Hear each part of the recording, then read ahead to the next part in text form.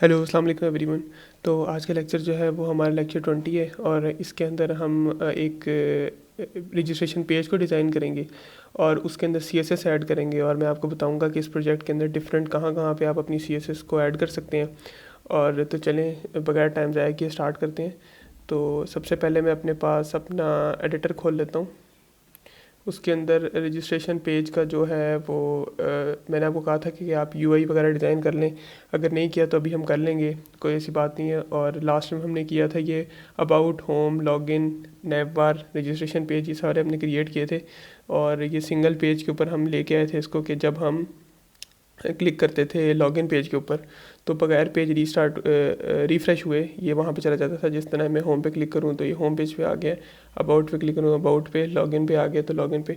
तो आज जो है वो हम रजिस्ट्रेशन का जो है वो पेज का ये करेंगे। तो सबसे पहले हम यहाँ पे रजिस्ट्रेशन को ऐड करते हैं और उसका एक अच्छा सा UI डिज़ाइन करते हैं और देखते हैं कि ये किस तरह हो रहा होगा। सबसे पहले आपने एक कंपोनेंट क्रिएट कर लेना है यहाँ पर रजिस्ट्रेशन का, जिस तरह बाकी सारे आपने किए हुए लॉगिन, ये इसी तरह मैंने एक कंपोनेंट क्रिएट किया हुआ है रजिस्ट्रेशन का, आपने क्रिएट कर लेना है। उसके बाद हमने जाके इसके अंदर पाथ देना होगा एक रजिस्ट्रेशन का और नेव बार के अंदर एक रजिस्ट्रेशन का ऐड करना होगा। तो सबसे पहले तो मैं इसको कॉपी करता हूँ।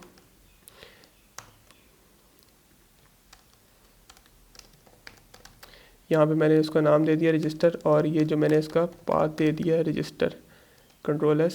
देखते हैं कि वहाँ पे नज़र आने लग गए। हाँ जी, यहाँ पे ये रजिस्टर नज़र आने लग गए। ठीक है, रजिस्टर नज़र आने लग गए। और अब हमने यहाँ पे जाके जो हमारी app.css है इसके अंदर हमने रूट दे देना रजिस्टर का, जैसे हमने बाकी सारे उसका दिया था।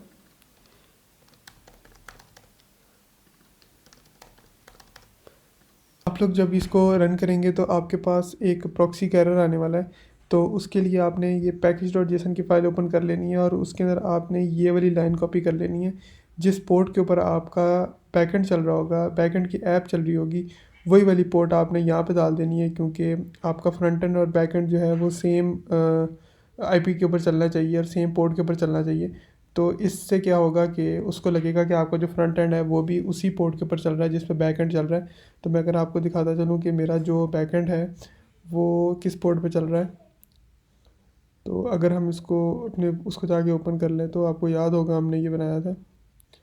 ये हमारी कनेक्शन की फ़ाइल है और config ये वाली पोर्ट 300 है और ये सारी सीक्रेट की वगैरह। तो हमारा लोकल होस्ट जो चल रहा है वो 300 पे चल रहा है, इसलिए हमने यहाँ पे ये वाली लाइन ऐड की है। आपका जिस पे भी चल रहा होगा आपने फ्रंट एंड की package.json के अंदर वो वाली फाइल ऐड कर लेनी है, अदरवाइज़ आपका एरर आएगा।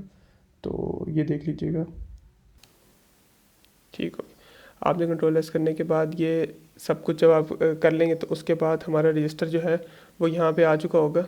जिस तरह देखें रजिस्टर के ये आ गया। अभी एक ये UI आ रहा है, बहुत ही अच्छा सा UI है, देखने में आपको लग रहा होगा। तो मैं आपको बताता हूँ कि ये कितनी जल्दी कितने आराम से जो है UI क्रिएट हो जाता है। सबसे पहले तो मैं आपको बताता हूँ कि जो ट्रेडिशनल तरीका है जिससे UI वगैरह क्रिएट होते हैं तो वो बूटस्ट्रैप से आप डाउनलोड कर सकते हैं। बूटस्ट्रैप फॉर्म्स अगर आप सर्च करें यहाँ पे तो पहली वेबसाइट आएगी, इसको ओपन कर लें। देखें सिंपल सा ईमेल, पासवर्ड और सबमिट का बटन है और जिस तरह भी आपने यूज़ करना हो उसको आप यूज़ कर सकते हैं यहाँ से कॉपी करके, जैसे हमने नेव बार को कॉपी करके बनाया था उसी तरह बिल्कुल।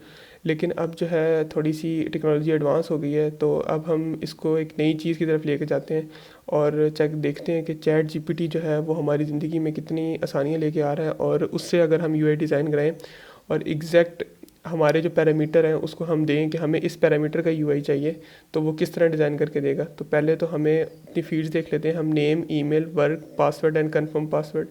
तो सबसे पहले मैं यहाँ पे आता हूँ ChatGPT की तरफ। तो मैं इसको कहता हूँ create register page for react with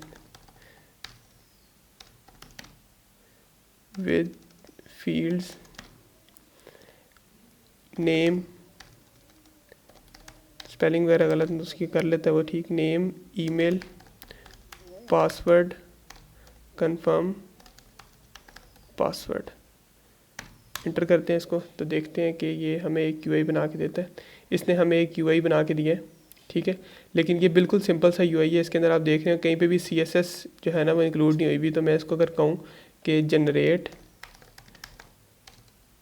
this same UI with inline CSS।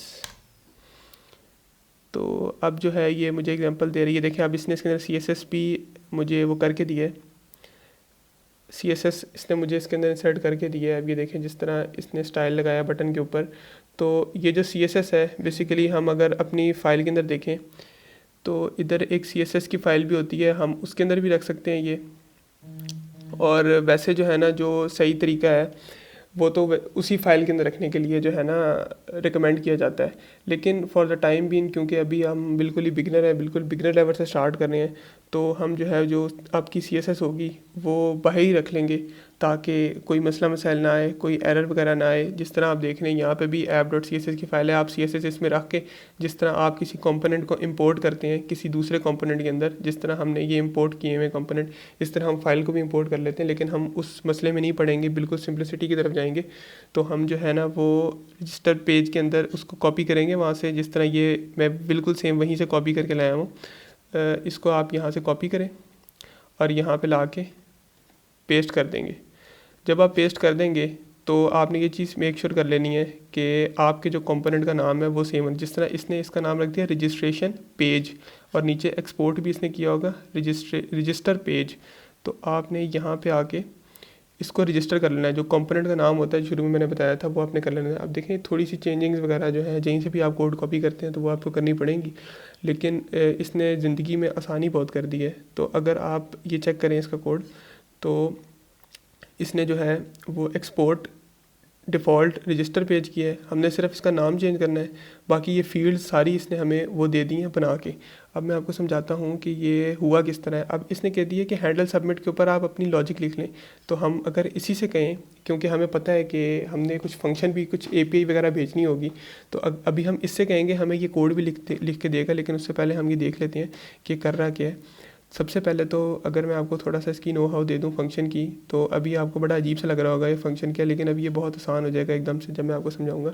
ये तो सिंपल CSS लगी HTML का कोड है जिस तरह होता है देखने में, थोड़ा सा चेंज है इसके अंदर। बाकी जो कॉन्सेप्ट है वो HTML वाला। ये देखें लेबल्स हैं, फॉर्म्स लगे हुए हैं, फॉर्म्स के ऊपर जो बटन है उसकी टाइप सबमिट है और बटन के ऊपर स्टाइल लगा हुआ है। ठीक है, जो भी रजिस्टर का बटन है उसके ऊपर कोई चीज़ इवेंट हो रही है, कुछ अकर हो रहा है, और बाकी सारे ये फील्ड हैं इसके कि आपने ये वैल्यू जो है इसकी नेम है, ये वैल्यू ईमेल है, ये वर्क वाली फील्ड है, ये पासवर्ड है, ये कंफर्म पासवर्ड है। पासवर्ड में वैलिडेशंस वगैरह आप लगाना चाहते हैं वो एक बात की बात है, लेकिन इस टाइम ये है। उसके बाद ये आपका सबमिट है। तो सबमिट के बाद सबमिट पे जब आप क्लिक करेंगे तो ये रजिस्टर आपको नज़र आ रहा होगा, ये क्लिक हो जाएगा। ठीक है, तो अगर मैं आपको दिखाऊं तो ये कुछ इस तरह का UI आपको नज़र आ रहा होगा। अगर मैं ओपन करूं यहाँ पे तो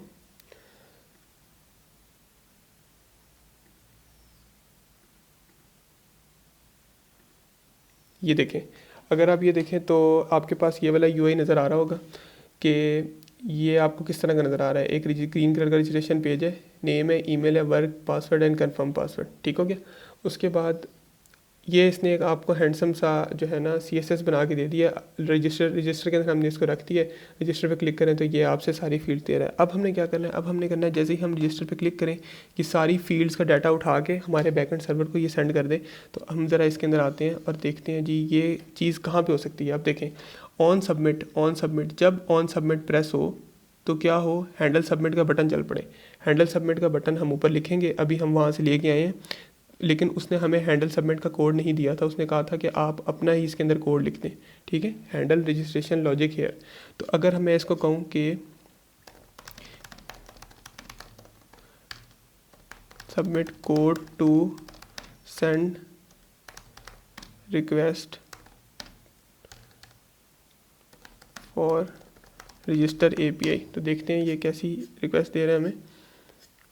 ये देखें, अब इसने सारा उसके अंदर रजिस्टर API के अंदर ये चीज़ हमें लिख के दी है जो हैंडल सबमिट के अंदर होता है। हैंडल सबमिट के अंदर उसने ये सारे फंक्शन जो हैं ये लिख के दिए हैं कि आप इसको सिंपल यहाँ से कॉपी कर लें और अपने मुताबिक जो है ना रजिस्ट्रेशन API अपनी एंड पॉइंट डाल लें, मेथड पोस्ट डाल लें। और ये मैं आपको बताता हूँ ये सारी चीज़ें क्या हैं। तो अगर आप इसको यहाँ से कॉपी कर लें सारे को, हैंडल सबमिट के फंक्शन को,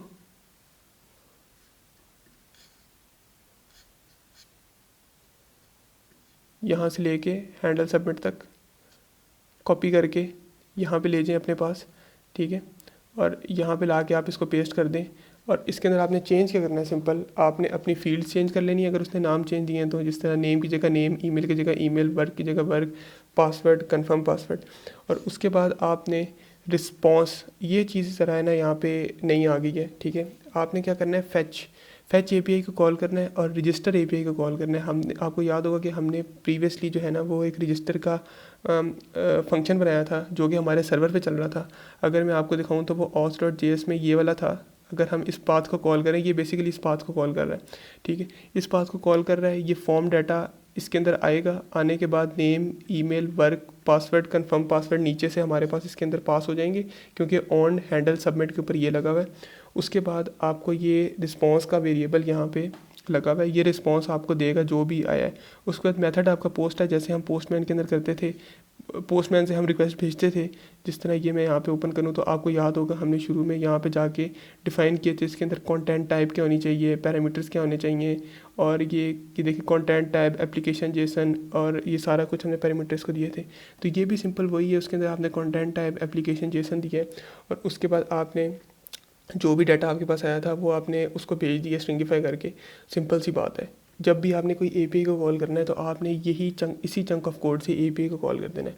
उसके बाद अब क्या करना है आगे, अब आपने ये देखना होगा कि एपीआई को हमने कितने आसानी से एक एडवांस वे के अंदर बिल्कुल सीएस, जिस तरह हम एचटीएमएल में डाटा भेजते थे बस थोड़ी सी चेंजिंग किए बगैर, जैसे ही उसने हैंडल सबमिट को क्लिक किया, क्लिक करने के बाद जो email, name, password, confirm password थे वो उसने इधर पास किए और इधर पास होने के बाद उसने ये जो था रिस्पॉन्स के अंदर उसका जो भी रिक्वेस्ट आएगी उसको स्टोर कराएगा और भेज दिया। उसके बाद ये आप देख रहे होंगे कि ये क्या चीज़ है कि ये name, email, work, password, confirm password. अच्छा, अब रिएक्ट के अंदर एक फंक्शन होता है यूज स्टेट का, जो आप यूँ समझें कि बगैर रिफ़्रेश किए जो है ना उसकी स्टेट्स को अपडेट कर रहा होता है। तो ये आप यूँ समझे वेरिएबल है और ये इसका अपडेटेड फंक्शन है जो उसकी वैल्यू को बार बार अपडेट कर रहा होता है, ठीक है। तो ये सिंपल सी बात है, आप इसको फर्दर यूज़ करते रहेंगे तो आपको आइडिया हो जाएगा किस तरह हो रहा है। बहरहाल ये उसकी जो स्टार्टिंग वैल्यू होती है और ये उसकी अपडेटेड वैल्यू होती है। अब अगर हम नीचे देखें तो कि जैसे ही हम इसके अंदर कुछ लिखते हैं ना तो ये सेट नेम कॉल हो रहा होता है, बार बार उसकी वैल्यू को अपडेट कर रहा होता है। अगर हम यहाँ पे जाएं इसकी रिएक्ट की ऐप के अंदर और यहाँ पे जाके देखें तो कंसोल के अंदर अगर मैं लॉग देखूँ तो अगर मैं नेम के अंदर कुछ लिख रहा हूँ और ये भी मैं कुछ लिख रहा हूँ, ये भी मैं भी कुछ लिख रहा हूँ, तो ये इसकी स्टेट को अपडेट करता जा रहा है। अपडेट जैसे ही मैं इसको रजिस्टर पर क्लिक करूँगा ये सारी चीज़ें यहाँ से उठाएगा और इसको रिक्वेस्ट को सेंड कर देगा, जिस तरह यहाँ पे वैलिडेशन लगी हुई है।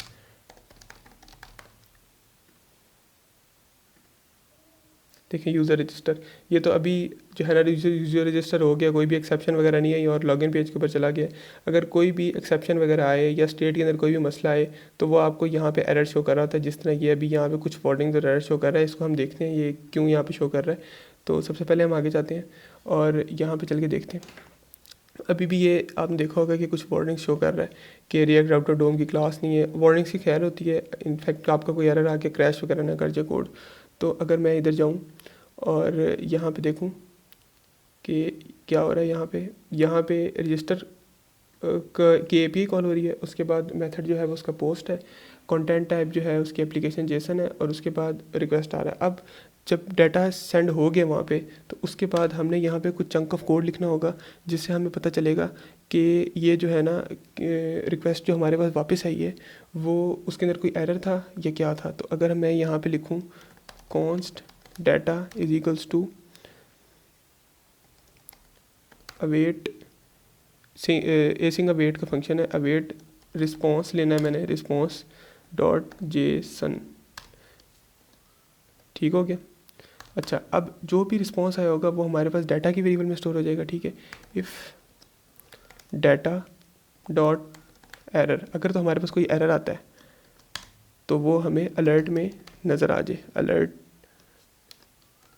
डाटा डॉट एरर, ठीक है। डी मैंने कैपिटल लिख दिया इसका, डी अलर्ट के अंदर मुझे एरर नज़र आ जाए, ठीक है। और अगर मेरे पास उसके अंदर कोई मैसेज आता है, डाटा डॉट मैसेज। अच्छा, आप ये सोच रहे होंगे कि ये कहाँ से आ रहा है, तो वो भी मैं आपको बताता हूँ कि ये मैसेज कहाँ से आ रहा होगा और एरर कहाँ से आ रहा होगा। ये हमने अभी पिछली दफ़ा डिफ़ाइन किया था मैसेज, ठीक है।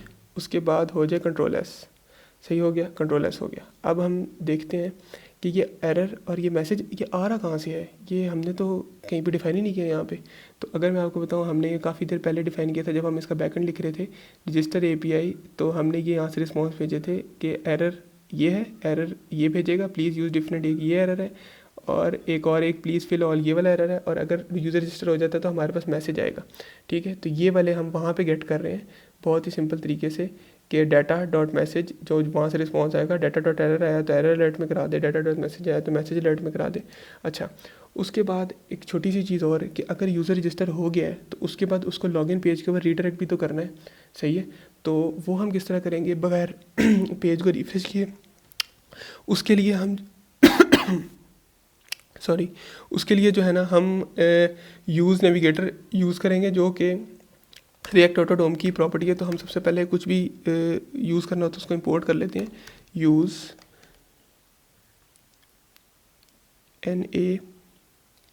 NAVIGATE use navigate from React auto DOM. तो हम इसको लिख लेते हैं कि ये जो है ना रिएक्ट ऑटोडोम की प्रॉपर्टी है। तो हम इसको यहाँ पे रिएक्ट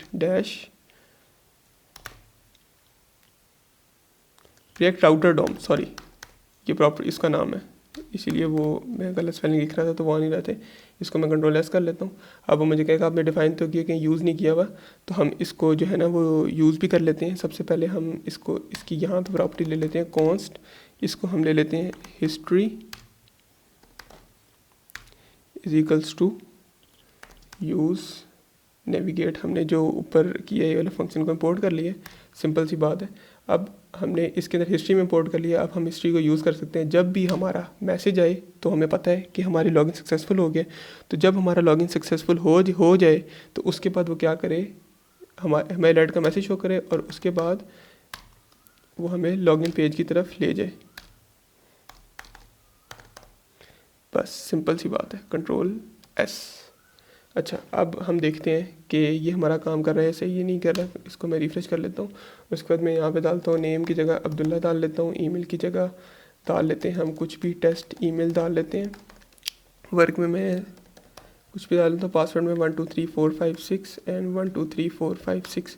जैसे ही मैं रजिस्टर पर क्लिक करता हूँ तो यूज़र रजिस्टर्ड ठीक हो गया। अभी हम जाके देखते हैं हमारे DB के अंदर यूज़र रजिस्टर हुआ है कि नहीं हुआ। इसको रिफ्रेश कर लेते हैं।